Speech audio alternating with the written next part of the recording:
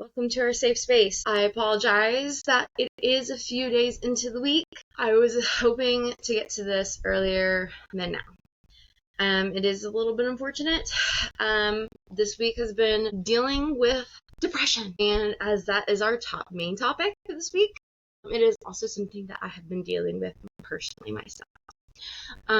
This week was move out week for myself. I had to move out of my apartment. I think, as I have mentioned before, I was expecting to have my luxury RV, which I was hoping to have as my new kind of as my start out home, first home. Because I didn't want to pay property taxes. I didn't want to have a yard. I didn't kind of want to have all those things to have to deal with. And I wanted to be able to tow it if I ever needed to go somewhere. So, with this amazing luxury RV that I thought was wonderful, that was literally right down the street from my apartment. It was great, just taking a load over one at a time, unloading it.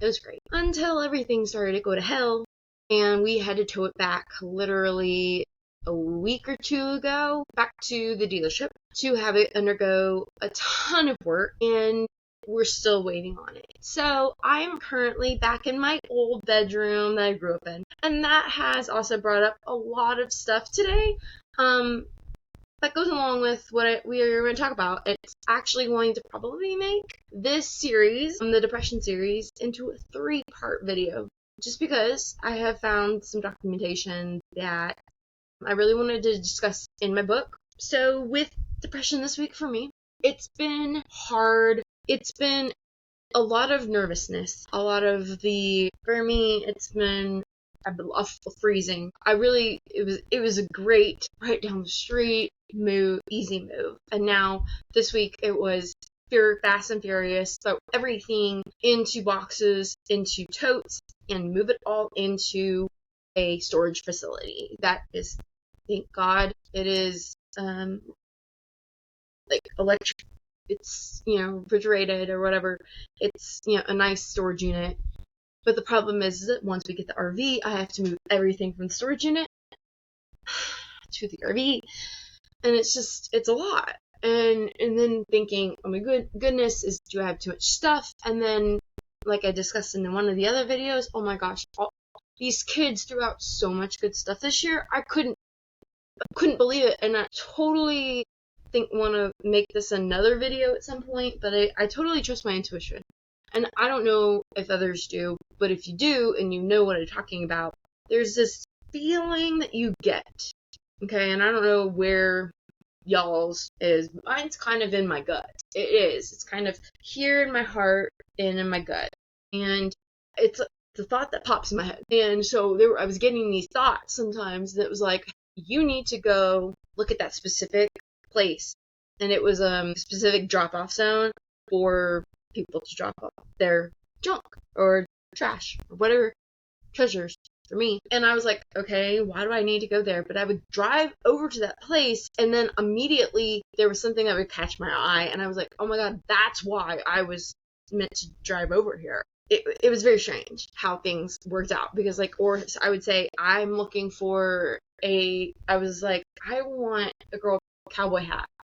And literally, I don't know, I was driving down one of the streets. Someone had left one out on top of their garbage can. I saw it and set it out in the sun. You're good to go. So I was just like, things are coming to me I'm like, things are good. I'm trying to be positive. I'm trying to let the depression not win. No, I'm not gonna let it win. Like, screw you. We're not going to let this win. And so, yeah, it was kind of it's been a hard week. And then being at home and then just seeing all these things bring back memories and bring up stuff that maybe some things I haven't wanted to deal with, I think. So yeah, it's kind of, I'm like, yeah, I just read some things that, yeah. So, but let's talk about them. Depression for me. We're gonna talk about it today. We're gonna talk about it from my point of view. There are 7 types. I have been diagnosed with the main one that you hear about most of the time, which is major depressive disorder. I've been diagnosed with such. Also deal with dysphoric disorder, and we'll talk about that. I never even knew what that is, and didn't even know it existed, didn't know it was a thing.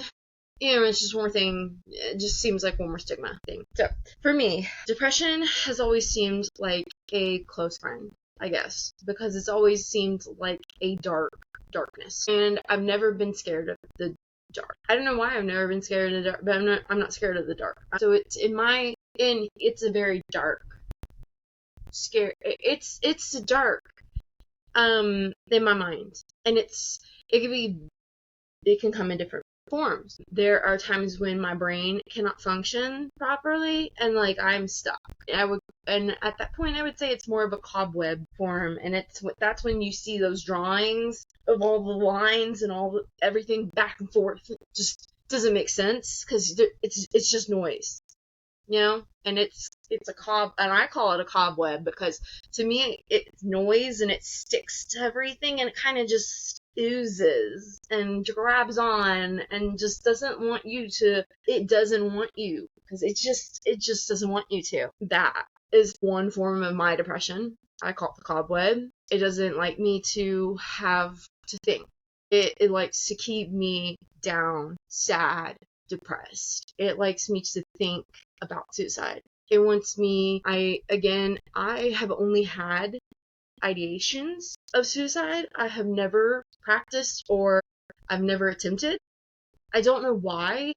I just never have been able to. I think it's because I know if I were going to, it would be to actually go. It wouldn't be to just if I'm gonna mark my body.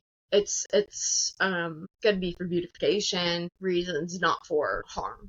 And then if I were going to just end my life, then it would just be for ending. But I haven't ever felt like I could take my own life. But I've always felt like if that were to happen, or if it were to happen, or it was meant to happen, like a bus were to hit me, or my car were okay, I'm ready, God take me, whatever. If it's that time, if that's your will, whatever, I'm ready. Don't wake me up. I also have, then there's the pit, and I know that people know that is. That's when you feel like you're in this hole. Okay, and for me, it feels like, yeah, I'm in a hole of mud or sludge or something. But for me, it's mud, and it's mud because I can't climb. Like you put your hands in, and you immediately are sliding down. Okay, no matter what you do, it's like what can I liken it to? It's kind of like me trying to do a rope climb in CrossFit. Yeah, that didn't happen right now. I don't know how to do that. Okay. I don't know. I'm just sliding down, okay? Or I'm just gonna stay on the ground and I can't. Like my upper body strength, like it's not only gonna get me so far, and then I'm gonna give out, and my mind just can't. It just gives up. Depression basically tells me my life is pointless, and yes, it does. That's what I feel when I wake up in the morning, and what I've been feeling lately, and this is. I don't know, why am I sharing this with strangers? I don't know. But when I've been waking up recently, I've been waking up with this feeling of, like, unwhelming guilt. I don't know why, but I wake up with this feeling of I shouldn't exist. I should be dead. I don't know why. I really don't. Like, I don't know why I have that feeling. Or why those thoughts. Like, literally, when my alarm goes off in the morning, I'm filming this right now at 8:56 p.m. Okay, at night. And so when my alarm goes off in the morning at 7 in the morning, the first thought that's gonna go through my head is, "Fuck, I'm so guilty." But why? When I talk about the things that happen to me, and you see these things, I need someone to tell me I'm not a bad person, and I think that's something I still deal with. Is a root. And I had never heard of the word until my 30s. Sorry, but remember, this is a real blog. I had never heard of, like, a child trauma or child wound, but that is a child wound for me, thinking that there's something wrong with me. And that stems back to when first grade. So I'm gonna start first grade. So I'm gonna start before that. So really quickly, my parents last year it was really cool. They put all my like baby videos and home videos on a zip drive, and we watched it. It was great to see this little girl so happy. And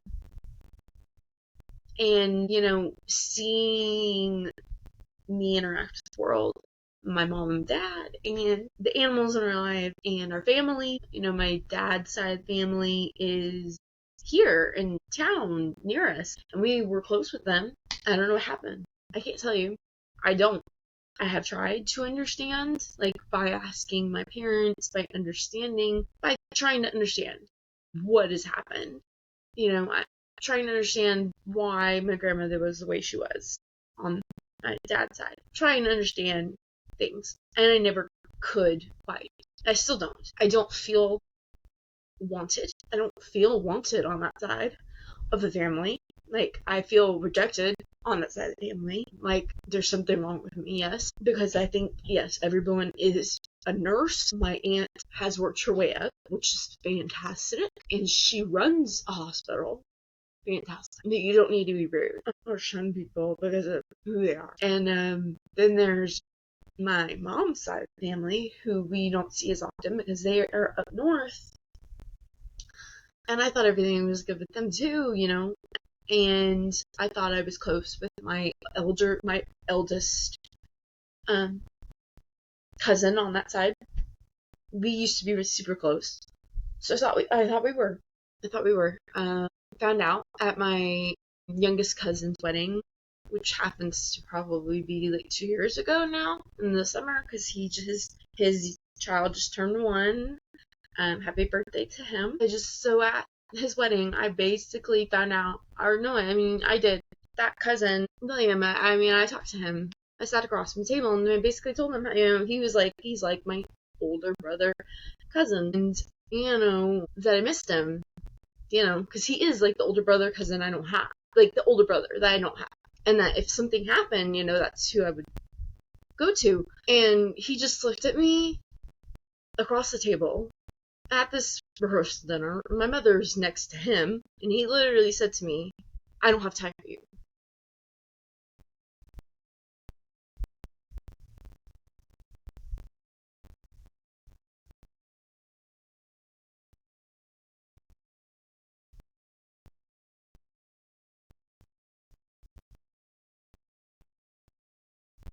You know how much that hurt? I don't have enough time here to describe to you how much that hurt. And so I want to make it clear, okay, so this depression in general, I have been made fun of a lot, and I have been shunned a lot, and I've been made fun of, I've been called black sheep. I know people have, are talking behind my back.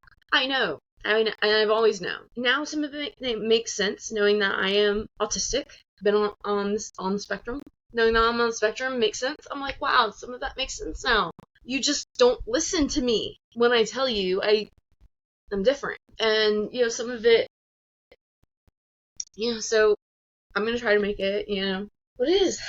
But that family say that to you, it's devastating. It's devastating. It really is. And so it just reminds me, it's in, like, my dedication to my book. So this is just reminding everyone, this book is basically for everyone that has hurt me, which has caused the depression. In the end, it causes it. It just, emphasizes it, because, the start of the depression was not, what you'll see in a minute, was not caused by anybody, wasn't. But the end game was throughout the whole game, or throughout my whole life, my depression has been continued by people. And they've known what they've done. And I'm going to call them out. And they're not going to like it. And I'm sorry to say that, but you know what you did. And if I have proof, it's either because you left proof or something. Like one of my favorite bands says, if you can't stand the pressure, stay the fuck out of my way. This one goes out to everyone who's lied to my face. My heart is filled with hate. And it is true. I'm hurt. I'm very hurt. I'm very hurt by a lot of people. And this story is going to prove it. But the depression, I remember, like I said, being a very happy child until first grade. First grade was when it all started. I remember after finishing the first year, it was the first moment when I thought there's something wrong with me. And that was when my parents sat me down and told me, I remember this moment distinctly, that I was going to be held back in first grade. And I didn't understand because it was about math, me not being as good as everybody else in math, and me being younger than everybody. But I really didn't understand because I was losing all my friends. They were moving on and I was losing everybody. It devastated me. I thought I was stupid or something was wrong with me. I don't blame my parents. I don't. But I think it could have been done differently. It shouldn't have been undone at all, honestly. I think I could have handled it moving on forward. Honestly, maybe my life could have been completely different if it had never been done, but it did. So I redid first grade. And second grade is when things started to kind of go decline. I am a only child again, and I remember wanting a brother or sister at times because, you know, I was starting to realize that family trips were boring. I mean, you know, parents are boring, you know, compared to kids, you know? And so I was kind of wanting that. And also noticing that my cousins weren't around, and that sucked. And we weren't, you know, going on trips with them and doing stuff like that. So things were just, and my friends were also moving away at strange times, like in the middle of the school year. And I was like, okay, really? Like, I would get close to some girl and then move away. And I was like, okay, that sucks. And so it was first documented by my mother in 2000, November 3rd, 2000, to our family physician. So I was 10. I'm not going to read all of this, but it basically, she's basically explaining to our doctor that, you know, for the past 4 years, it seems like the little girlfriend I get involved with moves away or into another neighborhood. I was devastated, even though she was still in school. She was in a different class, and I was trying to explain to my mom that, you know, even though we're still in school, to have someone in class is very important. And I guess I don't remember this, but from this point on, I was having a very hard time sleeping at night. We read each night. She comes home from school and talks about her day, explains it's so lonely, headaches, stomach aches are happening all the time, daily. She's explained she does not want to go to sleep. It is too scary. I don't remember that, but I've asked why, and she can't tell me. I've asked if anyone has said something at school or anywhere else. She says no. I've asked if anyone has touched her in an inappropriate way. She looked at me and said, "Oh my God, Mom." No, absolutely not. So I don't, you know, and then there was this, and this is what, you know, is sad and upsetting to me and my family, I know. Then a couple of times she has mentioned getting a gun and making it so she is not here, that her day is so dark without her friend. We do not have guns where she can get them. She's only seen her father's pellet gun. You know, I'm a straight A student. I was a straight A student. I loved crafts. I did dance. I rode horses. I was very, you know, involved. But I'm very hard on myself. I like to observe something, and this is still true to this day. I like to observe something new first and then try. Still, I don't like doesn't like to walk into a room and say hi. No, so I'm still shy. So she also was wondering, you know, if I was bipolar, because I guess I never met my father's eldest brother. They said he was bipolar and that his son was also. I have not met his son. I hadn't I never met my uncle. My uncle went out to the woods when he was sick and never came out. I don't know, and I wish, sometimes I did wish, and I have told my father this and my mom this, I wish I could talk to him now, just to know if he felt like me. Because if he feels like this thing, the cobweb, the heaviness, the burden, that's what depression is. It's a fucking burden that I carry every day. And I do it because I know there are so many people who rely on it and rely on me and need me, and I know that. I gotta stay strong. And I know that. And so I really did. I pushed, I was smart. I got good grades in elementary school. Even though I was made fun of, I still tried to do unto others as I would want them to be. I always tried to be a good, nice girl. And then in junior high, I went through my phase with, goth punk, Sex Pistols, Good Charlotte, all that, stuff like that. Hated my parents. It was my friend.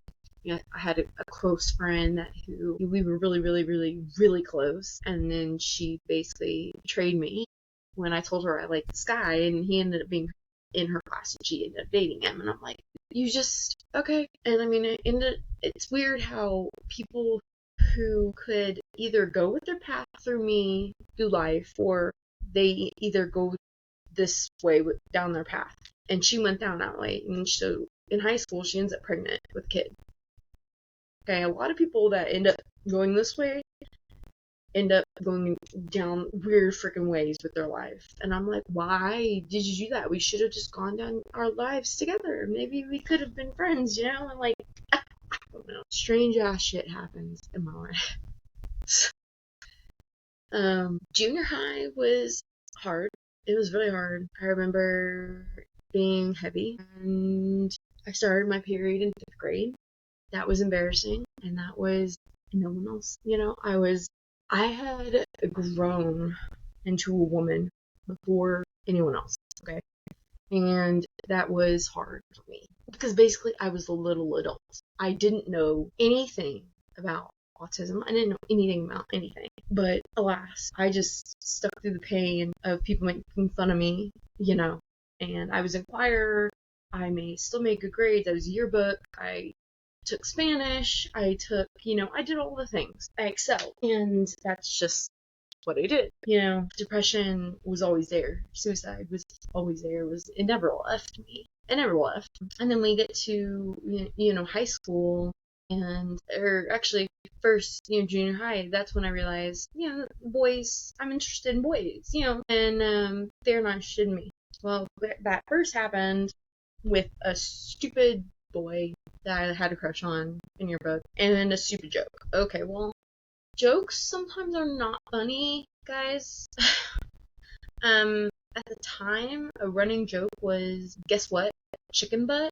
I don't even understand that joke. I don't know where it came from. Whoever invented that, I don't understand you, but okay. And so that people were changing the words, and people were changing things to do all types of things. Okay, funny, ha ha ha. One of the things was, so he came up to me, and he was like changing it, and he was just joking around. I know he was just joking around. He didn't even pay any attention. He was stupid. He was a boy. Tyler B said, Amy, guess that. And I'm like, what, Tyler? You're fat. That destroyed my world. Okay, because I knew at that moment, guys saw me as disgusting. They didn't see me as sexy. I always thought I was going to be the first girl with a boyfriend out of my friend group. No. I was going to be the first to have sex. No. I was going to be the first to be engaged. No. I was going to be the first to get married. No. All 4. No. Okay. Well, fine. Here I am in 8th grade, and I'm figuring out, oh, you're not even, I'm not even on your radar because I'm fat, okay? Fuck you, first of all. I didn't say that, but I didn't even know that word. You know what I mean? Like, I was like, so I go home crying. My mom decides to do this diet with me, and that was like a diet? Like, holy shit. I had only eaten hot dogs and like fries. I mean, you can blame parents. Do not. I don't. Because I don't care. But I lost like over 100 pounds. within like a year, over a year span, okay? And I looked amazing. And then I cut my hair off because at the time I had like amazing curly hair. It doesn't look that way now anymore, no, because of how much I have colored it and distressed it and stuff. Sorry. I know, it sucks. I wish my hair could go back. But yes, in ninth grade, if I can find a picture maybe, it was really great. And so I remember, ninth grade was supposed to be my new start. Freshman, high school. People didn't even recognize me because of how I looked, and I dressed different too. Like I dropped the goth clothes. I put on like I went to American Eagle for the first time, and I actually wore like a polo and pink. And now I would never. It's so funny, like of who I tried to be. It was honestly, was it me? It was, I don't know what it was. It was a phase. It was a phase. It was. But anyway, I was, that girl. I had to be that girl for a little bit, and it was fun, it was fun.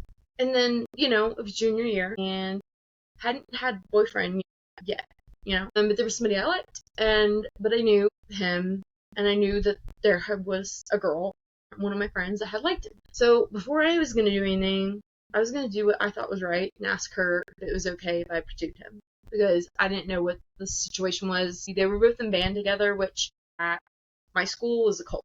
What that meant was if you were not in band, you were pretty much shunned. Band people were only supposed to date band people, and if you were not in band, it was kind of like, So she ended up telling me, oh my god, yeah, ew, I'm over him. No, you can have him. Ugh. So I did. I pursued him. He ended up telling me he liked me too. We ended up going out. We ended up dating. We ended up going to homecoming. I'm sorry, not sorry. We looked fantastic for homecoming. We did. That's true. We looked fantastic. That was great. We had a great time. I thought we had a great time dating. But then things slowly just started not working out, and just realize if you start asking questions about your significant other and you're like, what the fuck? Like, if you're asking yourself like questions and you know the answer to it, like, he's not home because you're sitting outside of his driveway, but he's telling you he's home, break up with that. Break up with him. I didn't, and I made myself suffer a lot longer than I needed to. I liked Troy, really did. We had chemistry. That was what it was for me, I guess. It was I held on so long because of the chemistry. I love the Axe spray, Phoenix. Even today, love that fucking spray. Guys, do not fucking use it like I asked them to. If you ever meet me, Axe Phoenix. Oh my god, that's all I'm asking. It costs less than $5, I'm pretty sure. It'll make me like a wild woman. So just please, please. Yeah, depression. So, he and I, so back then it was chatting, like chat. We used to chat. Yeah, because we didn't have like phones to text. So like texting on your computer, okay, basically. That's basically what it looked like. It was texting on your computer. And so that's how he and I would like talk most evenings when he got home from school, and me, whatever. He did have a phone. We did text, okay, but it that was just new. That was things were just now getting, okay. MySpace was just now getting started. As social media. My parents didn't believe in social media, so my parents, didn't allow me to. So he gave me his login. Was like, hey, you can get on and look at, everybody's, because, everybody's on there, everybody from school. So what I did, I logged in. I don't think he knew that, or maybe he did, that I could then see everything he did.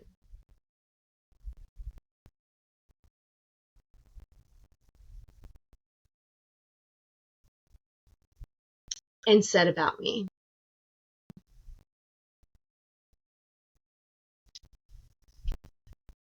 Because I have it all printed out.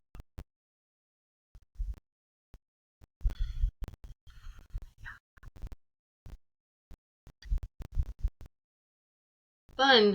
It was really fun reading all the messages, yeah, and seeing all the pictures, like when, seeing, yeah, and see, yeah, seeing depression can be read about by so many different things, but I didn't really deal with depression again until this event, which was, it was going to be his birthday. It was our senior year. His birthday's in September. My birthday's in August. He is a Virgo. I'm a Leo. Okay. He got a class ring. He did good class ring, and he got a Leo on his class ring. I do not, still to this day, do not know why he got a Leo on his class ring instead of a Virgo, because he says it was for me. I don't know. I can't tell you.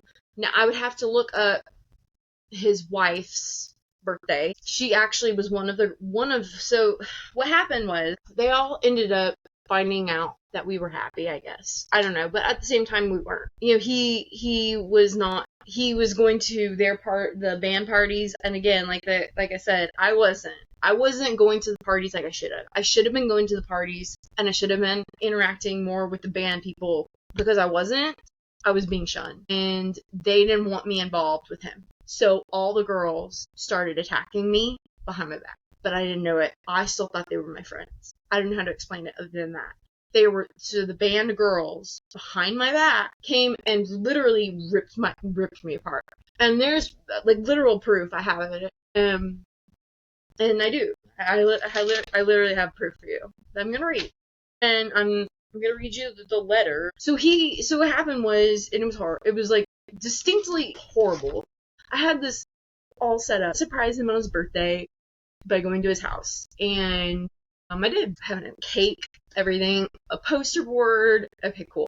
We get to his house. Me and my mom get to his house. We notice something's weird because his mom's acting weird than normal, because I know she didn't like me for some reason. I think because I'm not a whore. Wasn't a whore. Then he came out. He looked guilty as shit, and I was like, okay, something's weird. He took everything, acted all weird. Okay. Then the whole day went by. It was weird. Basically, he ends up telling me, texting me, I can't remember, that Anna, the girl who I originally asked, do you still have feelings for him, wrote him a letter, gave it to him the day before his birthday, to read on his birthday, that she loves him. Okay, so now we have a confused boyfriend, or not really, and so he leaves, and he comes back over to my house. So anyway, later that day, he breaks up with me for her. Amy be gone. And believe me, we had just about in the pool the other day.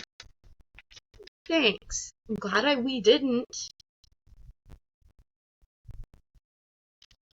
Really glad we didn't, because that would have pissed me off. And then I get this, okay? Where you rip this up and throw it away, and I know you want to. I wanted to explain some things. Oh, really? Okay. First of all, I just want to let you know that I never wanted it to be this way. You're one of my very good friends, really? And I never wanted to hurt you. As with all my friends, I want you to be happy. Fuck you.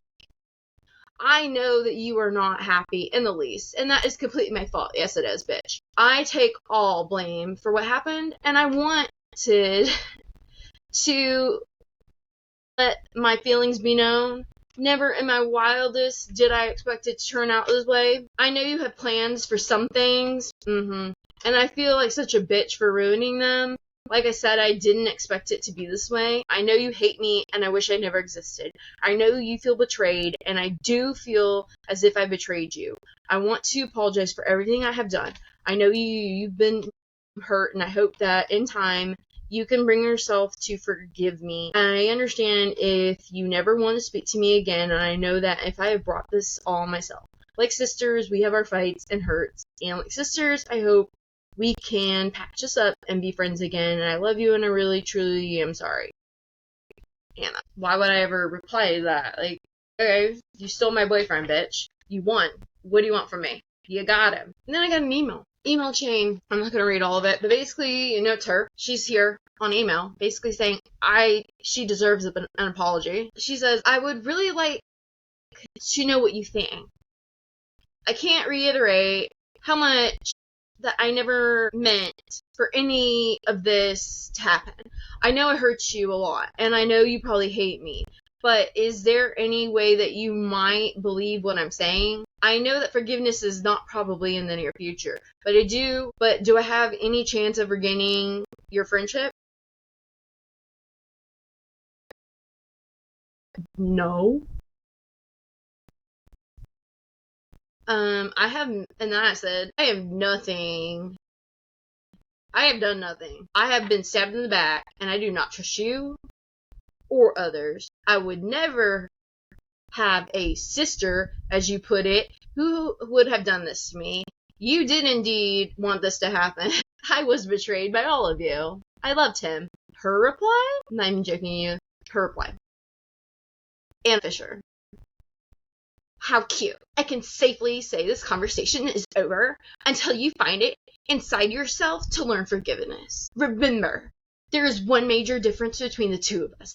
I always have trust in people, no matter what they do. You do? I really wonder if that's changed. Because then you just said, no, you weren't that. How cute. That wasn't angry or sarcastic. That was just merely frustrated. Wow. But I still deserve to apologize to you? No. And sorry, I do have trust in people that are good people, like my friend Lindsay and some other people. Not you. What you did was not. You should have warned me. That's what you should have done. It's like you wanted to know the truth. That's what you should have done. Like I did to you. That's what you want to know. That's my answer back to your email. You should have told me what you were gonna do.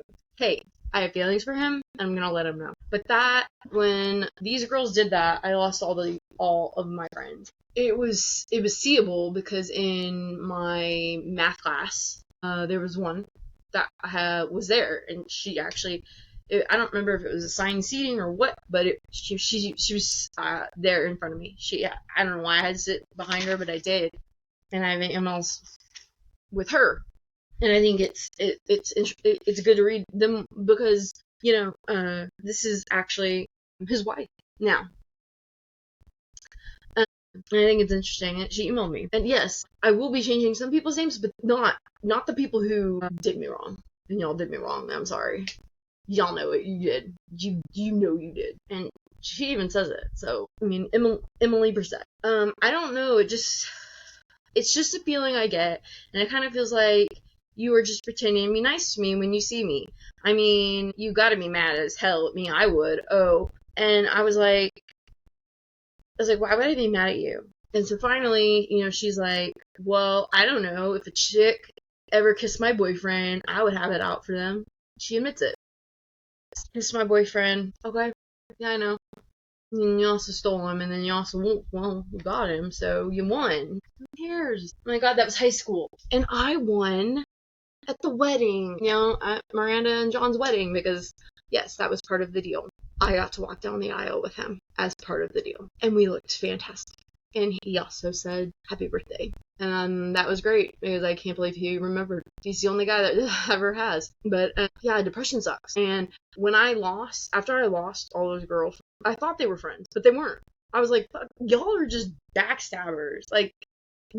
They were on ban, so I couldn't trust them. So then I clung on to the two people who I knew I could, and that was my friend Miranda and John. And John was actually in ban, but he saw what they did to me, and he literally saw it firsthand, and he was like, oh my god. And so they took me under their wing, and they really helped me through a lot. I cried though. I was devastated. I cried. I didn't want to go to school because I had to see them. And I had to put up with it, especially at lunch. That was hard. I had to see them together. I had to see how happy everything was until it wasn't, because I knew it was like, what do you think that you're gonna get from her? Because first of all, I knew she was a prude. I hate to say that, but Anna was a prude. I was like, you think she's gonna let you feel her up? You think she's gonna let you touch her in her crotch? You think she's gonna let her? She's gonna let you do anything you've done to me? Because, honey, she ain't, and she didn't. That's why they broke up, I guess. And it was a great feeling when they broke up. But I still hated her, and I mean, all those girls. I was like, fuck you. No, I'm not gonna be. Y'all are awful people. You just are awful people. I'm not gonna be friends with awful people. So, depression is terrible, and you got to have those people to help pick you up, because if I had not had those two people to lean on, just those two during high school, no, I wouldn't have. And and then in high school, too, and then I also leaned on, and it was the wrong kind of leaning on, and I will admit that. Before we quit here, it was my senior, so this was after we broke up and all that drama happened, and it was Christmas, so it was the Christmas of my senior year, and my grandmother got diagnosed with lung cancer. Now, she had already been diagnosed with 2 bouts of breast cancer, and she'd already gone through it. And I had not been a part of that because it was, I guess, when I was really young. But I was, here, I was old enough to be a part of this, and my mom was not around a lot. She was with my mom, my grandmother, my grandfather, and my grandfather needed home assistance because he was dealing with Parkinson's. And so my mom was gone a lot. My dad was dealing with a weird work schedule. He just had, I don't know why. I was dealing with depression because I was coming home to no one. Or I was coming home to my dad. So I was coming home, and my dad was, I didn't have any friends. All my friends were gone. Dumped me. I would come home, my mom's gone. I don't have anybody to talk to. My dad is coming home early, and by the time so he's eating early, like 4, and he's going to bed at 5. Okay, I'm at least staying up till 10. I have nobody to talk to. I'm alone in this house. I don't want to be alone. So I end up dating the guy, Alex. He made me laugh. He did. He made me laugh, but he came from different type of background, and I try not to let that bother me. It's like, you know what? It shouldn't bother me. It shouldn't. It just shouldn't bother me because, and that was the first time I ever did that. Dated different. Yeah. Well, Troy was same, different. He came from different background, but he was closer to, I guess, us than Alex. And so Alex was an eye opener for me. Meaning, like, when I walked in, like, I couldn't see the floor, and when I went into the kitchen, there were cockroaches coming out. I was like, oh my god, what the fuck? And, like, he asked, the first day he came over to my house, he asked if he could use our,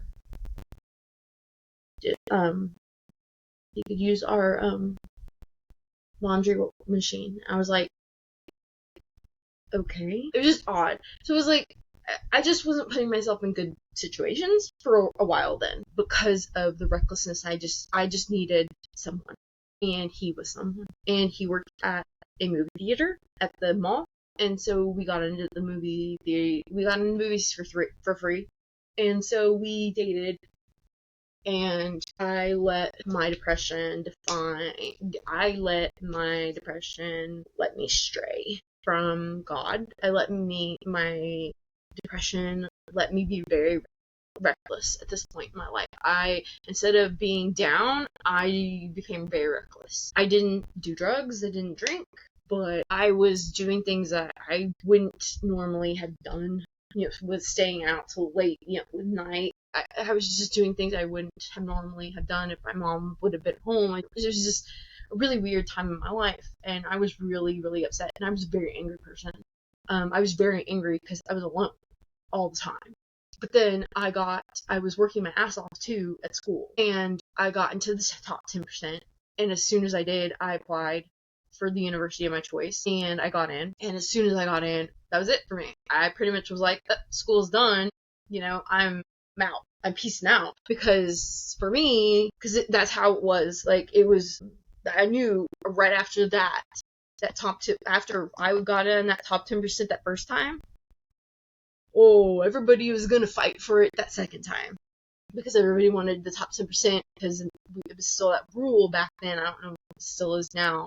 If you were in top 10%, you could just immediately get into whatever college you wanted. And I wanted that college, and I got in immediately. And so, as soon as I did, I didn't give a shit about school. I was like, fuck it, who cares? And as long as I graduate with a good GPA, it doesn't matter. So I was really reckless at this point. I just didn't care. I was down, I was sad, I was angry, I was mad, I was I didn't know what I wanted to do. You know, well, I did it, but I did. I was in what they called the health science career. And so I always thought, yes, I was gonna go into the healthcare field. But I don't know. It was bizarre, but having all those girls always walking around me, um, it was just a battle every day. And then it was every day was a battle. Every day was a battle. But I had creative outlets at the time, and I was still using those. I was still had my creative outlets, which was great. I had web. I was always in a web. There was always a computer class that I was in my junior and senior year, and then there was I was in art my junior and senior year, and those were my outlets. And then I sang, and I really, I think all of those spaces helped so much. My senior year, yeah, more than I could really, because I've lost that. I've lost all my creative outlets. Yeah, and that's part of depression. I apologize for this long rambling video, but I will try to make it as short as possible. This is the part one of depression from Biohazard Babe. It's about my life, my depression, my suicide. And suicide didn't come up again. I didn't want to commit suicide in high school, I guess. Even after this breakup, I was angrier, honestly. And it was more like, I can't believe you broke up with me for her. It was more like that, honestly. With that breakup. But the depression was just overwhelming, and the anger was overwhelming at these people because I couldn't do anything. And no, I couldn't, and I killed them with kindness instead. So I've held this anger, and it's almost consuming me now. And so as I try to sit here and try to read these letters, that I'm like, even now, I'm like, try to laugh. I mean, Illy Brissette, whatever, I don't care because they're married. But this one with Anna, I'm like, really? Really? We were never sisters. I mean, we were never sisters. No, even know where you got that from. And honestly, I was in love with someone else that was at your ranch. So, I plan to make the next video here soon, so that it makes sense. But again, this is Depression 1 from Biohazard Babe. It's all my life, my work on depression. It hasn't gotten to the bad part yet. The real. It gets there. All right. Have a good night, guys.